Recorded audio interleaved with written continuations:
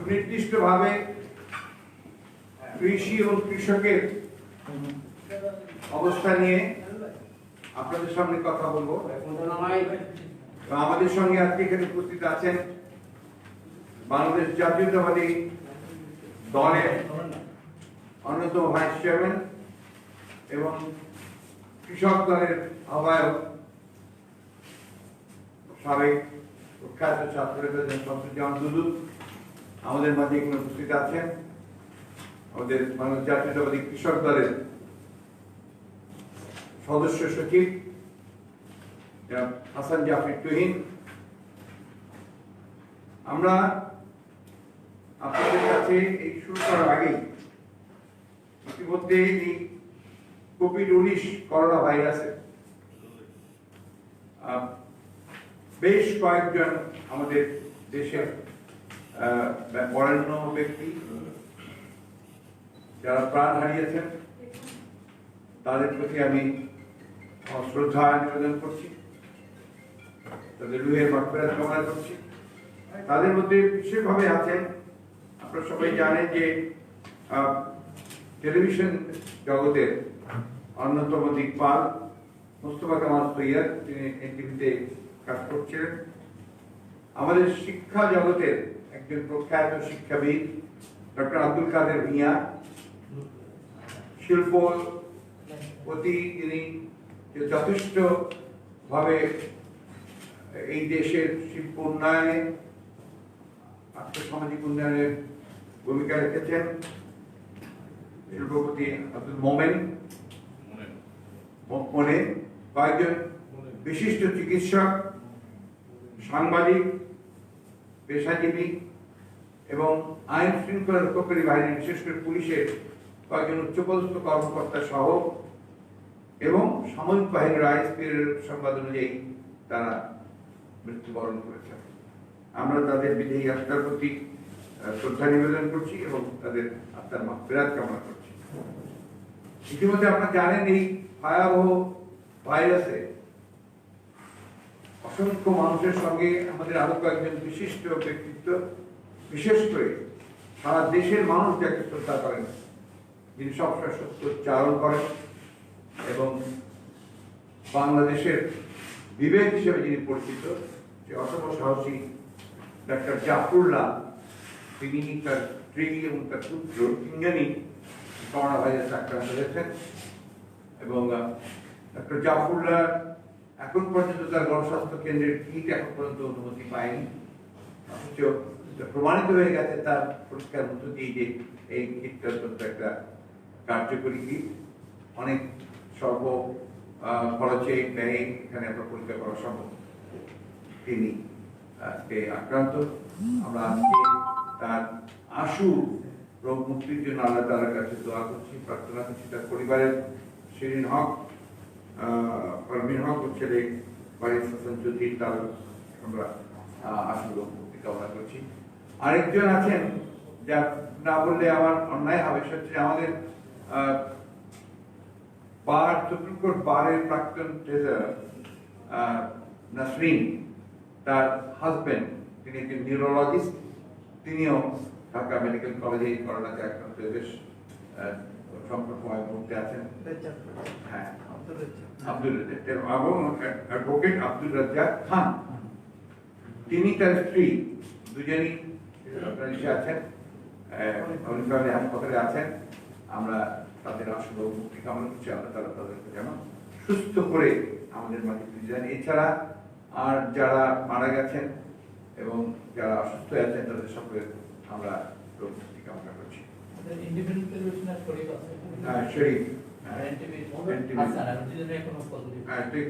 নামগুলো লিখে দিলে শরীফের সঙ্গে কথা হয়েছে, শফিক নারায়ণগঞ্জ, শফিক তো বেরিয়ে এসছে, কথা হয়েছে ওর সঙ্গে।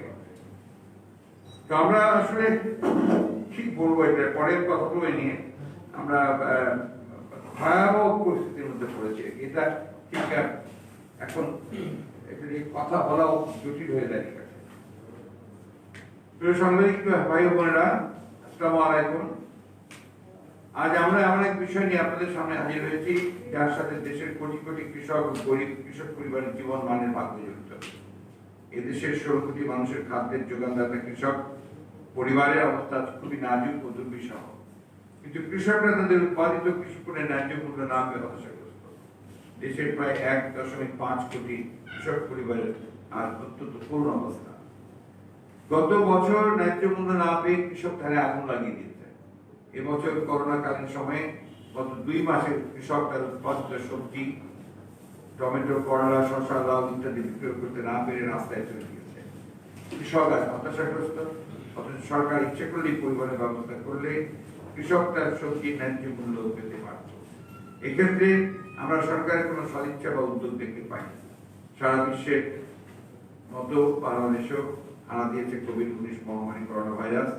চরম এই পরিস্থিতির মধ্যে অসহায় হয়ে পড়েছেন গোটা দেশের মানুষ, বিশেষ করে কৃষকের সোনালী স্বপ্ন বোরো ধান গড়ে তুলতে অর্থ ও শ্রমিক সংকটের প্রকট আকার ধারণ করেছিল। এখন প্রায় বড় সপ্তাহে প্রায় কাটা হয়ে গেছে। সেই জন্য এখন এই ক্রাইসিস থেকে কিছুটা কেটে উঠেছে। হ্যাঁ, আমি যতদূর খবর রাখি সেটা করেছে। দেশের এই ক্রান্তি লগ্নে এই দখলদারি অবৈধ আওয়ামী সরকার মন্ত্রী এমপিরা ধান কাটা প্রসেশনের নামে কৃষকের পাকা ধান পায়ে পিষে নষ্ট করেছেন। কোন কোন ক্ষেত্রে কাঁচা ধান কেটে কৃষকের লালিত স্বপ্নকে গুলিয়ে দিয়েছে, যা সর্বমহলে ব্যাপক সমালোচনায় নিন্দিত হয়েছে। সরকার, দলীয় মন্ত্রী এমপিদের ইহানকার কাণ্ডে দেশের কৃষক সমাজ যখন আতঙ্কিত, অত বিহ্বল কর্তব্য বিমূঢ়, ঠিক সেই মুহূর্তে বিএনপি ভারপ্রাপ্ত চেয়ারম্যান তারেক রহমানের নির্দেশে দেশব্যাপী বিএনপি কৃষক দলের উদ্যোগে গ্রহণ করা হয়েছে ধান কাটা কর্মসূচি। দেশের প্রতিটি অঞ্চলের অসহায় কৃষকদের পাশে দাঁড়িয়েছে বিএনপি কৃষক দল। তারা প্রতিদিনই কোনো না কোনো জেলায় কৃষকের পাকা ধান কেটে মাড়াই করে ঘরে তোলার ব্যবস্থা করেছে। যতদিন পর্যন্ত চলতি বড় মৌসুম কৃষকের আর্থিক ও শ্রমিক সংকট থাকবে, ততদিন পর্যন্ত বিএনপি ও কৃষকদের কর্মসূচি অব্যাহত থাকবে। এই মৌসুমের কৃষকের বড় ধান কাটা প্রায় শেষের দিকে। এখন শুরু হবে সরকারের ধান চাল সংগ্রহ কর্মসূচি। সরকারি ধান চাল সংগ্রহের মূল দুটি উদ্দেশ্যের একটি হলো কৃষককে মূল্য সহায়তা দেয়া, আরেকটি হলো সরকারি মজুদ ব্যবস্থাপনা। এই উদ্দেশ্যে বাস্তবায়ন করতে হলে কৃষকদের কাছ থেকে সরকারি ধান চাল সংগ্রহ করতে হবে। এতে কিছুটা হলেও কৃষকরা আহ্বান হবে। সরকার সরাসরি কৃষকের কাছ থেকে কম পরিমাণ ধান কিনে বেশি পরিমাণ কিনছে চাল কল মালিকদের কাছ থেকে, অর্থাৎ মধ্যস্বত্বভোগীদের কাছ থেকে। এতে লাভবান হবে চাল কল মালিকরা। প্রিয় সাংবাদিকবৃন্দ, সরকার ধান চাল সংগ্রহের মাধ্যমে দলীয় ব্যবসায়ী চাল কল মালিকদের মুনাফা পাইয়ে দেয়। বাজার থেকে কম মূল্যে ধান কিনে চাল কল মালিকরা চাল তৈরি করে সরকারের কাছে বিক্রি করে মুনাফা লাভ করে, আর কৃষক তার জমিতে উৎপাদিত ধান বাজারে বিক্রি করে লোকসান হচ্ছে। গত বছরের উৎপাদনকে হিসাবে নিলে বড় ধানের উৎপাদন হবে প্রায় 2 কোটি মেট্রিক টন। সরকার সংগ্রহ করবে মাত্র ধান 8 লক্ষ টন ও চাল 14 লক্ষ টন, যা উৎপাদনের মাত্র 9%। আমরা দাবি জানাচ্ছি ধান অথবা চাল সংগ্রহের পরিমাণ কমপক্ষে বড় উৎপাদনের 20% করা হোক। এতে বেশি পরিমাণ কৃষককে সহায়তা দেওয়া যাবে। প্রিয় সাংবাদিক বন্ধুরা, আপনারা জানেন বর্তমানে ব্যাংক ব্যবস্থায় খেলাপি ঋণের পরিমাণ প্রায় 1 লক্ষ কোটি টাকা। খেলাপি ঋণ গ্রহীতাদের জন্য সরকার বিশেষ ছাড় দিয়েছে। সরকার ব্যাংক লুটপাটকারীদের দুধ কলা দিয়ে পুষছেন, অথচ এই খেলাপি ঋণের মাত্র 10% বরাদ্দ দিলে সরকার আরো প্রায় 38 লাখ মেট্রিক টন ধান কৃষকদের কাছ থেকে সংগ্রহ করতে পারে।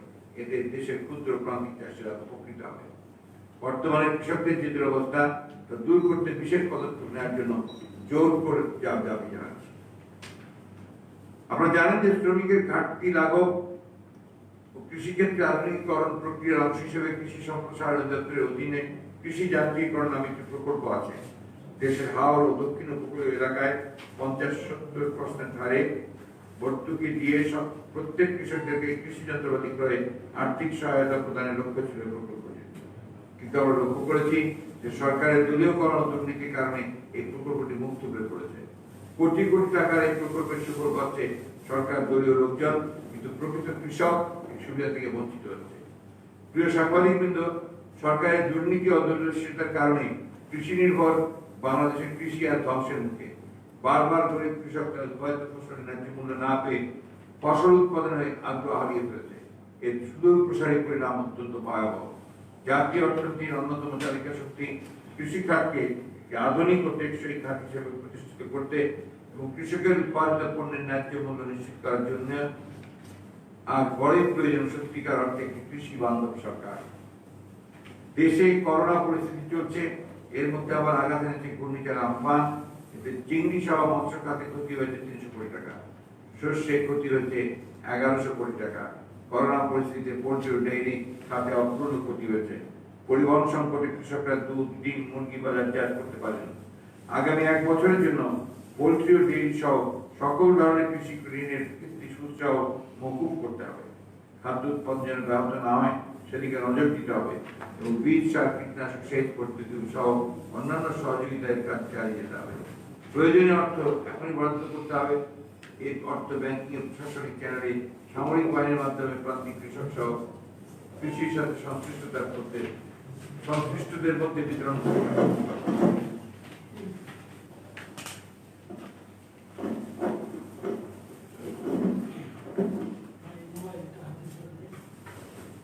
শাটডাউনের কারণে তাদের উৎসাহিত ফসল বাজারজাত করতে পারেনি, তাই উৎপাদিত কৃষি পণ্যের মিনিমাম সাপোর্ট প্রাইস নিশ্চিত করে দুর্যোগগ্রস্ত কৃষকদের বাঁচিয়ে রাখতে হবে।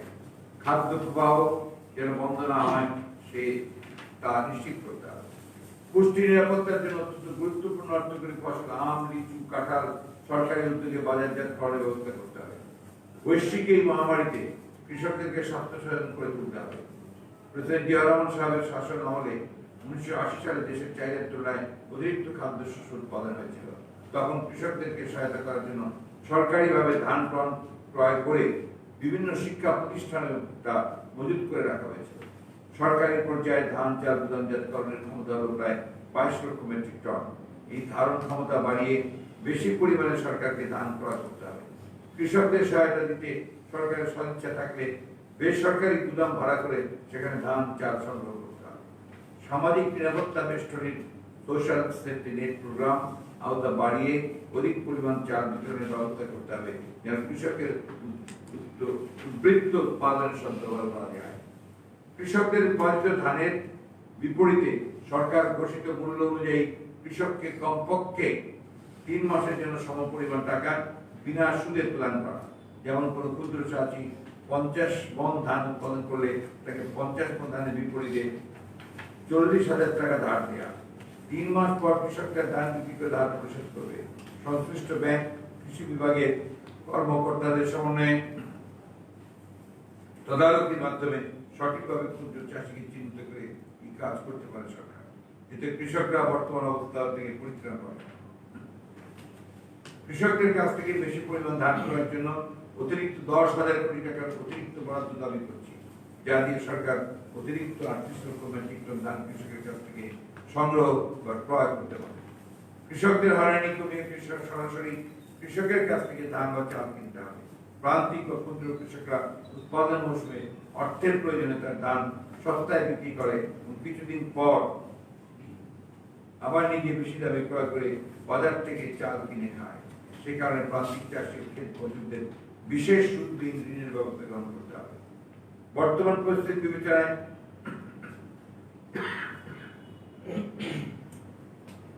বাংলাদেশ জাতীয়তাবাদী কৃষক দল নিম্নলিখিত কর্মসূচি ঘোষণা করেছে। আগামী 10 দিনের মধ্যে প্রতিটি জেলার প্রকৃত কৃষকের কাছ থেকে চলতি মৌসুমে বোরো ধান ক্রয় করার দাবি জানিয়ে জেলা প্রশাসন বরাবর স্মারকলিপি পেশ করবে। আর্থিক ও পরিবহন সংকটের কারণে যে সকল কৃষক ধান বিক্রি করতে পারছেন না তাদেরকে সহায়তা প্রদান করবে জাতীয়তাবাদী কৃষক দলের সদস্যরা। করোনা সংকটের মধ্যে জাতীয়তাবাদী কৃষকদের উদ্যোগে সারা দেশে ত্রাণ তৎপরতা চলছে। পরিস্থিতি স্বাভাবিক না পর্যন্ত এই কর্মসূচি অব্যাহত থাকবে। আপনাদের সকলকে ধন্যবাদ। পরিবহন শুরু হয়েছে স্যার। জি, গণপরিবহন চালু শুরু হয়েছে, সব জায়গায় সবকিছু খুলে গেছে স্যার। জি, সংক্রমণের সংখ্যা বাড়ছে, মৃত্যুর সংখ্যা তার দিকে বাড়তেছে। এখন কি পরিস্থিতি হতে পারে স্যার যদি সরকারের আমরা এই কথাগুলো এতবার করে বলেছি। এখন সরকারের অবস্থা তো হচ্ছে যে কানে দিয়েছি তুলো, কানে তুলো দিয়েছে, কারণ তাদের পরিষ্কার, তারা ব্যর্থ হয়েছে এই করোনা ভাইরাসের উদ্ভূত যে পরিস্থিতি সেটাকে সামাল দিতে। আপনারা প্রথম থেকে দেখেছেন যে তাদের সম্পূর্ণভাবে উদাসীনতা, অবহেলার কারণে বাইরে থেকে যারা এসছেন, অর্থাৎ এই রোগ তো আপনারা এখানে জন্মায়নি, বাইরে থেকে সংক্রমিত করে যারা নিয়ে এসছেন, বিশেষ করে ইটালি থেকে, তারা যখন এখানে আসলেন, এরপরে আপনারা নিশ্চয়ই লক্ষ্য করেছেন তাদেরকে কোয়ারেন্টাইনে পাঠানো হলো হজ ক্যাম্পে। হজ ক্যাম্পে পাঠানোর পরে তারা বিদ্রোহ করবে, মানবগুলো সব বের হয়ে গেল। এবং এই যে বিষয়টা, এই বিষয়টা থেকে শুরু হয়েছে কিন্তু আমরা ছড়িয়ে পড়া। তারপর যতজন এসছে বাইরে থেকে তারা সবাই ছড়িয়ে পড়েছেন গোটা বাংলা। এটা গেছে প্রথম ধাপ। দ্বিতীয় ধাপে যখন সরকার সিদ্ধান্ত নিলেন, তার সেই মার্চ মাসের বিভিন্ন কর্মসূচি যখন দেখবেন যে তারা এটা করতে পারছে না, জিনিসের মেমোরেন্ডাম আসতে পারছে না, সেই দিনই তারা প্রথম এখানে করোনা রোগী শনাক্ত করলেন। তখন থেকে তারা একটা সাধারণ ছুটি ঘোষণা করলেন। সাধারণ ছুটি ঘোষণার 2 দিন পরে তারা গণপরিবহন বন্ধ করলেন। এই 2 দিনে লক্ষ লক্ষ মানুষ ঢাকার বাইরে চলে গেছে এবং ছড়িয়ে পড়েছে সারা দেশে। এরপরে যখন আপনারা আবার গার্মেন্টস গুলো খুলে দিলেন, গার্মেন্টস গুলো খুলে তখন আবার লোকজন আসতে শুরু করলো এবং গণপরিবহন থেকে হেঁটে কেউ বিভিন্নভাবে তারা এসছে। এরপরে আবার সেটাকে আপনার বন্ধ করে সাধারণ ছুটি ঘোষণা করে পাঠানো। এবার নিশ্চয়ই লক্ষ্য করেছেন যে এবার যে তারা সাধারণ ছুটি যেটা তারা যদি একবার যেন লকডাউন করেন, এইটাই কিন্তু আপনার সবচেয়ে বড় আমরা মনে করি যে ত্রুটিটা এই জায়গায়। লকডাউন কথার অর্থ আর আপনার সাধারণ ছুটির কথা অর্থ কিন্তু এক নয়। সাধারণ ছুটির প্রথম দিকে আপনারা রিপোর্ট করেছেন বিভিন্ন পত্রপত্রিকায়, তারা চলে গেছেন কেউ কক্সবাজারে, কেউ আপনার সিলেটে, কেউ আপনার টেকনাফে ছুটি করতে চলে গেছেন। এরপরে যখন আপনার আসলো ছুটি, এবার যে ছুটিটা তারা শেষ করলেন, একবারের জন্য কিন্তু কখনো কোনোভাবেই তারা বিশেষজ্ঞদের সঙ্গে কথা বলেননি। বারবার করে বিশেষজ্ঞরা বলছেন তাদের নিয়োজিত যে আপনার টেকনিক্যাল আপনার পরামর্শ কমিটি, তারা বলছেন যে এটা সুইসাইডাল, এটা করলে একটা ভয়ঙ্কর অবস্থা তৈরি হবে, আরো কিছুদিন এটাকে নিয়ন্ত্রণ করে তারপরে যখন কাপটা নিচের দিকে নামবে সেই সময় আপনার খোলা যেতে পারে। তারা সে কথা শোনেন। এমনকি প্রধানমন্ত্রীর যে ব্যক্তিগত চিকিৎসক যিনি আছেন আব্দুল্লাহ সাহেব, যাকে সবসময় অ্যাডভাইজার হিসেবে নেওয়া হয়েছে, তার বক্তব্য কিন্তু পরিষ্কার করে তারা বলছেন যে এটা ভয়াবহ একটা অবস্থা সৃষ্টি করবে, সংক্রমণ আরো ব্যাপক হারে বৃদ্ধি পাবে। আমার বাসা তো আপনারা জানেন যে একেবারে রেল লাইনের ধারে উত্তরায়। এই কয়দিন আপনার কোন রেলের শব্দ শুনিনি। কাল থেকে দেখছি আপনার যে রেল চলছে, কাল থেকে শুরু হয়েছে, অনেক অনেক অনেক বেশি রেল চলছে এবং ট্রেনগুলোতে সেই গাদাগাদি করে মানুষ আসে। আপনি এর মধ্যে দেখেছেন নিশ্চয়ই, আপনি দেখছেন যে বাসে রীতিমতো মারামারি হচ্ছে আপনার বাসে ওঠার জন্য, বাসে জায়গা পাওয়ার জন্য। এটা সম্ভব না বাংলাদেশে এইভাবে আপনি গণপরিবহনকে নিয়ন্ত্রণ করবেন। আর যেখানে আপনি অফিস খুলে দিয়েছেন, অফিস খোলার জন্য তো লোকজন অফিসে আসবেই এবং সেইভাবেই না করে সেটা আপনি সেইভাবে লঞ্চ সেই একই অবস্থা হচ্ছে। এটা আমরা মনে করি আপনার এটা আরো সময় নিতে পারতো। ভারত দেয়, ভারত কিন্তু কি করেছে, চিফ মিনিস্টারদের সঙ্গে করেছে, সমস্ত রাজ্যগুলো তাদের প্রিন্সিপাল অফিসারদের সঙ্গে, সেক্রেটারিদের সঙ্গে কথা বলে দিয়ে এক্সটেন্ডেড ফর 1 or month, আরো 1 মাস বাড়িয়েছে। যদি দায়িত্বশীলতা থাকে, যে কথা আমি বারবার করে বলেছি, দায়িত্বশীলতা নেই দেখেই আপনারা আজকে সরকার এইভাবে একটা তমলুকি কারবার করছেন, যেটা জনগণকে পুরোপুরি ভাবে মহা বিপদের দিকে তাদেরকে চলে দেওয়া হচ্ছে। আমরা মনে করি যে সরকারের সিদ্ধান্তগুলো বেশিরভাগ ক্ষেত্রে আন্তর সিদ্ধান্ত ছিল। যেমন এই যে কৃষির ব্যাপারে যেটা বলছেন, এই কৃষির ব্যাপারে তো আমাদের সবাই আমরা জানি কৃষি হচ্ছে আমাদের মেরুদণ্ড। এই করোনা ভাইরাসের যে ইম্প্যাক্ট ইকোনমিতে হবে, এখান থেকে বেরিয়ে আসার রাস্তা কিন্তু আপনার কৃষি। অর্থাৎ কৃষিকে যদি আপনি আবার আরো জীবিত করতে পারেন, উৎপাদন বৃদ্ধি করতে পারেন, এমপ্লয়মেন্টটা সেখানে বাড়াতে পারেন, তাহলে কিন্তু আপনার এটা থেকে আপনি আবার বেরিয়ে আসতে পারেন। ওইদিকে কিন্তু সরকারের আপনি খেয়াল করেন, তারা যে প্রণোদনা দিয়েছে সেই প্রণোদনার মধ্যে কিন্তু কৃষি একেবারেই অবৈধ হয়েছে। আমরা সেই কারণেই বলেছিলাম যে সুদ সব সহ আপনার আসলটা 5,000 টাকা মতো বা 10,000 টাকার মতো মুকুব করে দেওয়া যেতে, এতে করে আপনার কৃষকেরা আরো বেশি করে ইনসেন্টিভ পেত, তারা কাজ করবে। মার্কেটিংটা খুব ইম্পর্টেন্ট ছিল এই সময়। আপনার সবজিগুলো, এই সবজিগুলোকে যদি আপনার ব্যবস্থা করা যেত, যেটা আপনারা বলেছেন, আমরা বলেছি এখানে, যে তার পরিবহন ব্যবস্থা করে আপনার সেইভাবে যদি আনা হতো, তাহলে কিন্তু এটা মার্কেটিংটা ভালো হতে পারত। সব মিলিয়ে যেটা বলতে চাই যে সরকার আসলে তাদের দায়িত্বহীনতা, সমন্বয়হীনতা, মনেই হয় না যে আপনার সরকার আছে। এক একটা ডিপার্টমেন্টে এক এক রকম সিদ্ধান্ত দিচ্ছে। দোকান খুলবে, এই সিদ্ধান্ত দিল ডিএমপি, দোকান খুলবে সিদ্ধান্ত দিল। আর কিন্তু আরেকটা দোকানদাররা বলছে যে না, আমরা দোকান খুলবো না। অন্যদিকে আপনার সরকারের সুনির্দিষ্ট কোনো দিক নির্দেশনা নাই। এরপর ঈদের বাজারে আগে করা হলো কেন? যে আপনার ইকোনমি চাঙ্গা রাখতে হবে। মানুষ যায়নি আপনার ঈদের বাজারে, যায় না তো। এই একটু ভালো পরিস্থিতির মধ্যে আপনি দেখেছেন রাস্তায় কিন্তু যে হারে খুলে দেওয়ার পরেও যে হারে জ্যাম থাকার কথা ছিল, সে হারে কিন্তু জ্যাম নেই। আমি আজকে গিয়ে দেখলাম রাস্তায় তো আপনার লোকজন নেই, গাড়ি ঘোড়াও নেই সেইভাবে। আমরা এ কথা বারবার বলেছি যে আপনার কোনো সমন্বয় নেই, দায়িত্বহীনতা, উদাসীনতা। অন্যদিকে ওই যে একলা চলো নীতি, সেই একলা চলো নীতিটা পুরোপুরি ভাবে উদ্দেশ্য প্রণোদিত। ৭৭ কোনো ইনসেন্টিভ না কিন্তু, বা করে আপনার গভর্নমেন্ট এক্সচেকার থেকে যে আপনার পুরোপুরি টাকা দিয়ে দিচ্ছে, তাহলে অনুদান নয়, ঋণ। এটা কিন্তু আপনার একটা কৌশল, যে কৌশল আপনি দেখছেন যে খুনাখুনিও হচ্ছে। এক ব্যাংকের ডিরেক্টর আরেক ব্যাংকের ডিরেক্টরকে ধরে নিয়ে আসছে বাসায়, তাকে বন্দুক ধরছে, এবং তারা আবার এয়ারঅ্যাম্বুলেন্স করে দেশ থেকে চলে যাচ্ছে। War is government? সরকার কোথায়? আজকে এই কারণেই যে আপনার এত আপনার ভয়াবহ পরিণতি যাচ্ছে, সেই জন্য আমরা কিছু বললেই তো বলে যে আমরা আপনার উস্কানি দিয়ে চেষ্টা করছি, আমরা আপনার সমালোচনা করছি। একজন তো প্রায় বিষোদ্গার করবেন না। আর আমরা তো বিষোদ্গার করে আপনারা যে অবৈধ হবে সরকার দখল করে আছেন সেটা বলছি না। আমরা বলছি যে আপনারা ব্যর্থ হচ্ছেন, এটা পারছেন না করতে, এই জিনিসটা করা উচিত ছিল। ওটা তো বলতে শুরু করিনি এখন। এই জিনিসগুলি বারবার করে আমরা বলেছি, কিন্তু ওই যে কানে দিয়েছি পুরো, যা খুশি বলেন, আমাদের কিছু যায় আসে না, আমরা তো আছি, তো থাকে না। আপনার জনগণের চাহিদা যদি পূরণ করা না যায়, জনগণের আশঙ্কা যদি পূরণ না করা যায়, আর যদি ভয়াবহ আপনার দুর্যোগ নেমে আসে, তাহলে কিন্তু আপনার থাকে না, চিরকাল থাকে না। ধন্যবাদ। প্রশ্ন? এটা সম্পূর্ণভাবে একটা অমানবিক কাজ করা হয়েছে।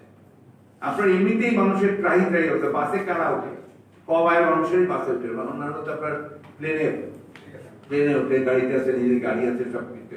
বাসে ওঠে সাধারণ মানুষ, কম আয়ের মানুষ, তাদের বাস ভাড়া বাড়িয়ে দিলেন, বাড়িয়ে দিল। কার স্বার্থে বাড়িয়েছে? মালিকদের স্বার্থে বাড়িয়েছে। আর মালিকদেরকে আবার প্রণোদনা দিচ্ছে, আবার অনুদান দিচ্ছে। পুরো বিষয়টাই হয়েছে আপনার লুটপাটের জন্য, পুরোপুরি লুটপাট। শুধুমাত্র আপনার দুর্নীতি চরমভাবে সুযোগ দিচ্ছে সবাই। আপনি দেখেন না যে জাফরুল্লাহ সাহেবের কিট এখন পর্যন্ত দিচ্ছে না অনুমতি। তা আমাদের পত্রপত্রিকা আমরা দেখেছি যে কিট নিয়ে আপনার বিরাট রকমের দুর্নীতি চলছে, ব্যবসা চলছে, বাণিজ্য চলছে। তো মানুষের এই দুর্দিনে যারা আপনার মানুষের স্বাস্থ্যকে, জীবনকে নিয়ে পুঁজি করে যারা ব্যবসা করার, বাণিজ্য করার, দুর্নীতি করার সুযোগ দেয়, সেই সরকারকে কি আমরা দুর্নীতি মুক্ত করতে পারবো? যারা সুযোগ দেয়, পারবো। আমরা তাই আশা করব যে তারা ভুল ত্রুটিগুলো শুধরে নিয়ে জনগণের জন্য কাজ করবে। ধন্যবাদ।